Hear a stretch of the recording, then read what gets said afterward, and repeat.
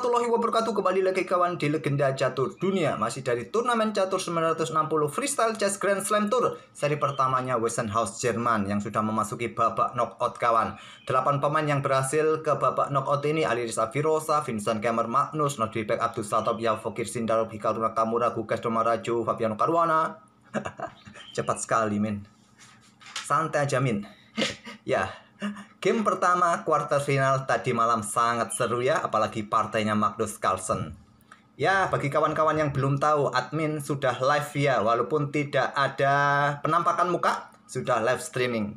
Mulai jam 7 malam kawan, silakan kalian nanti mampir ya. Tadi malam lumayan ya, alhamdulillah.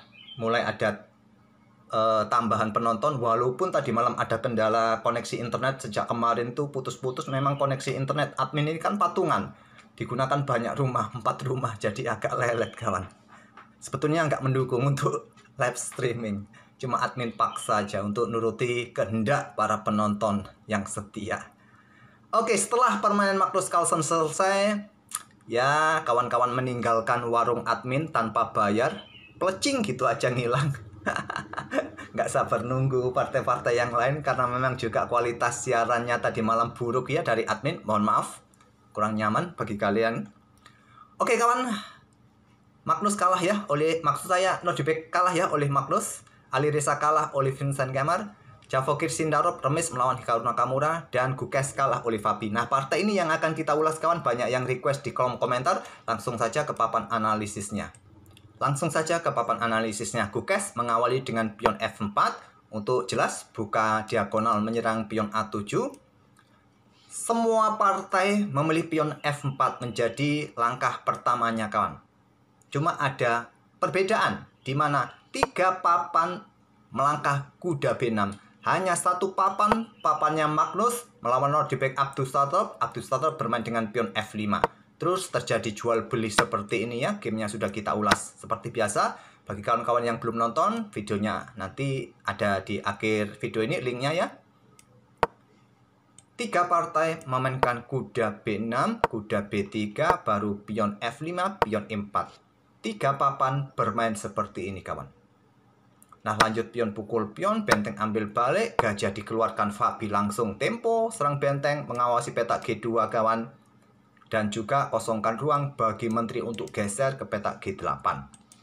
Multi tujuan langkah gajah ini langsung keluar. Benteng mundur, menteri G8.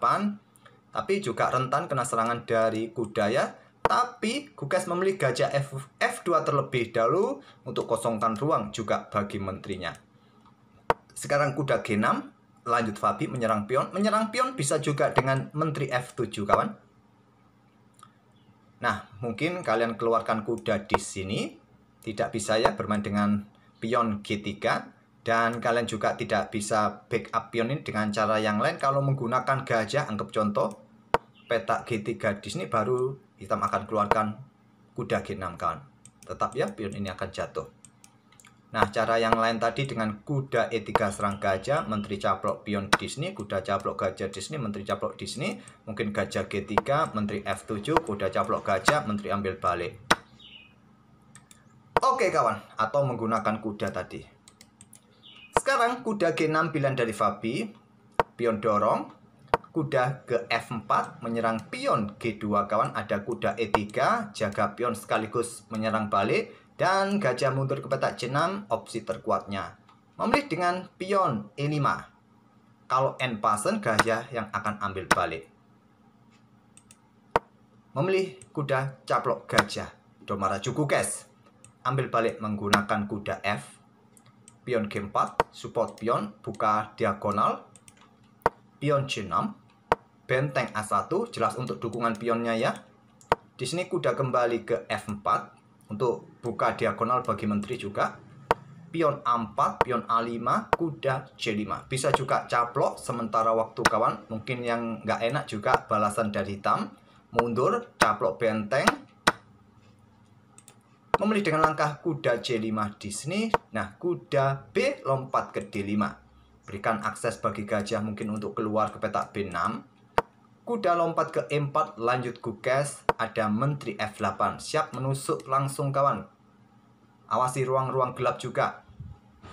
untuk mencegah skak ya, petak D6. Pion G5 dorong. Kalian tidak akan berani ambil pion karena ada kuda skak garbuan Raja Menteri jatuh. Di sini ya, kalau menurut engine kawan langkah terbaik segera angkat benteng saja. Tapi tadi memilih dengan pion G5 untuk segera mendapatkan ruang.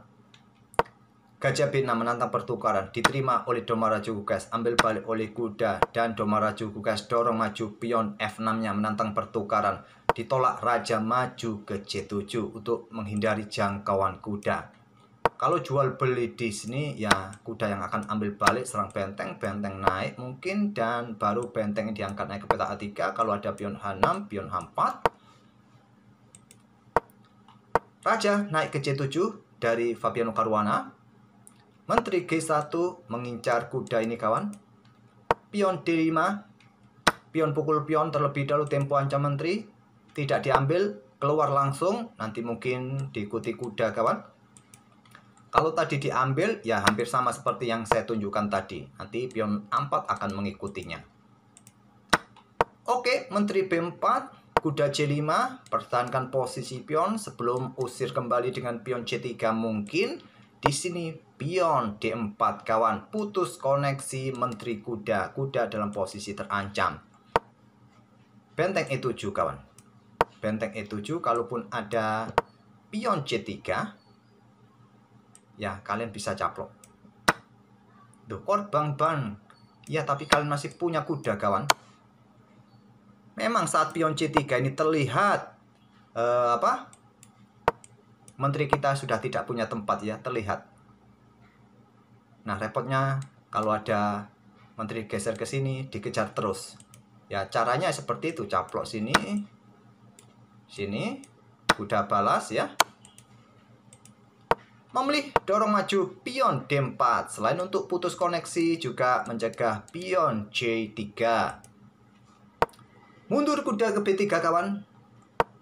Ada cara yang lain dengan pion promosi, sikat benteng, benteng ambil pion pusat, menjaga kuda sebelum pion C3 siap dimainkan juga. Memilih kuda mundur ke B3 kawan, angkat benteng ke E7 serang pion. Di sini angkat benteng E4 Fabi, idenya kuda caplok pion di sini kawan dan mendapatkan ganti nanti di sini. Dan menteri mundur ke D6, jawaban terbaiknya untuk menjaga diagonal ini ya. Tapi memilih kuda ke C4. Menekan pion yang di sini, menekan pion yang di sini. Harapannya kuda ambil pion yang di sini, menteri bisa caplok pion-pion yang di sini. Blunder kawan. Engine menyarankan tetap menteri mundur D6. Kuda C4 dan menteri F1. Langkah bagus, menekan kuda di sini, menekan kuda yang di sini kawan. Apa yang kalian lakukan? Kuda D6 serang benteng. Pion C3. Bagus, masih bagus. Menteri C4. Pertukaran menteri. Langkah normal buat kita. Ada yang nggak normal seperti ini, tapi ciamik kawan. Korban menteri. Ambil, benteng meluncur skak. Kalian mau kemana? Geser ke sini. Pion bisa promosi? Nggak bisa ya, karena ada menteri juga yang mengawasi. Kalau geser ke sini kawan, kalian bisa melangkah benteng ke E5 terlebih dahulu. Tapi kalkulasi seperti ini juga kurang meyakinkan ya. Hanya tukar 2 perwira, kuda plus benteng. Ya, untuk sekelas kita nggak masuk akal lah. Bahkan Gugas sendiri ragu ya ambil pertukaran menteri dengan cara seperti itu. Oke, langsung jual beli menteri yang setara saja, tapi keuntungannya hilang kawan. Setelah kuda ambil balik, kuda caplok pion D4. Kuda kembali ke D6, benteng kali ini sikat kuda F4 kawan. Ambil balik, apa balasannya? Gajah B3 untuk dukungan pion promosi di sini. Dan kalau benteng ambil, kuda skak mendapatkan benteng. Di sini raja geser, pion promosi, sikat, dan benteng I1 skak, raja naik, benteng pukul benteng. Fabi unggul kualitas perwira kawan. Tapi juga Gugas punya harapan dengan pion bebasnya. Apakah nanti lebih cepat pion hitam atau pion putih kawan? Nah, benteng ke H1 mengejar pion ini bagus. Fabi geser raja ke E7. Pion H4 cukup normal ya untuk segera koneksikan pion-pionnya. Bukan langkah yang kuat, cenderung blunder juga. Gajah mundur ke D3 untuk awasi ruang-ruang terang kawan, agar tidak manuver-manuver kuda hitam. Tapi memulih dengan langkah pion dorong maju ke H4, benteng H1, kuda F3 jaga pion, ada benteng H3, pion jatuh ya. Pion jatuh kah? Kuda lompat ke E5 kawan. Waalaikumsalam. Anak admin pulang sekolah. Kuda ke E5, lanjut Domaraju gas. Pion F3 tidak terburu-buru untuk ambil pion yang di sini. Dan raja D3, raja E6, pion dorong, kuda ke F5, jaga petak G7, ada kuda F7, lanjut Domaraju gas. Ya, kalau tadi kalian ambil kuda ini langsung, ya kalian terlambat untuk mengejar pion ini ya. Tapi masih ada benteng, masih ada benteng. Masih ada benteng, mungkin skak terlebih dahulu, raja ke sini. Dan kalian bisa bermain dengan benteng F3. Ternyata masih menang ya. Masih menang. Apa yang menjadi masih menang? Karena satu langkah skakmat promosi. Ini nanti juga sama kawan dengan game aslinya. Jadi tidak tertarik untuk ambil kuda, walaupun masih bisa menang. Maklum kontrol waktu sudah mulai mepet. Kita berada di langkah ke-37. Sebelum mencapai langkah ke-40 ada tambahan.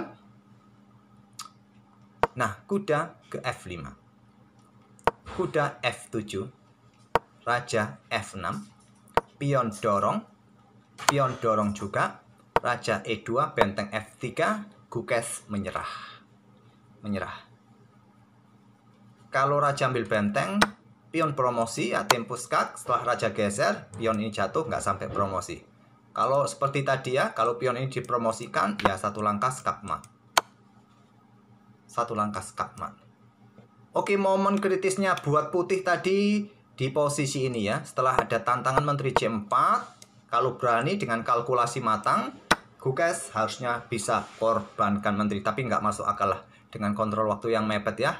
Tersisa 4 menit. Dengan posisi yang tidak terlalu begitu jelas. Kalau dilanjutkan seperti ini tadi. Skak, raja mungkin akan ke petak D8. Benteng ini naik ke petak E5 saja. Sebelum ada gajah nanti mungkin keluar untuk serang menteri. Mau kemana kalian enaknya? Apakah mundur untuk predeli pion-pion ini kawan? Sekarang sudah saatnya kuda juga ikut bermain. Coba lihat. Ancam benteng di sini, maka ada gajah ke H5. Coba lihat kawan. Mungkin kalian suka seperti ini, bagu antam di sini. Nah, repot ya. Masih bisa menang ternyata, masih bisa menyulitkan Fabi kalau Gukes tadi berani korban menteri. Oke, tak perlu kita lanjutkan, yang penting itulah akhir game ini kawan. Oke, semoga bisa menghibur kalian kawan. Sepertinya juga nggak enak tadi analisa admin di game ini ya, tidak seperti gamenya Magnus. Memang gamenya Magnus sangat jelas kawan, sangat mudah untuk diterjemahkan game Magnus tadi ketimbang game ini ya. Game ini agak ribet juga. Oke, semoga bisa menghibur kalian dan kita akan bertemu di video-video berikutnya. Dan nantikan juga live di hari keempat nanti malam mulai jam 7 sore. Terima kasih, jangan lupa tinggalkan jejak kalian. Wassalamualaikum warahmatullahi wabarakatuh.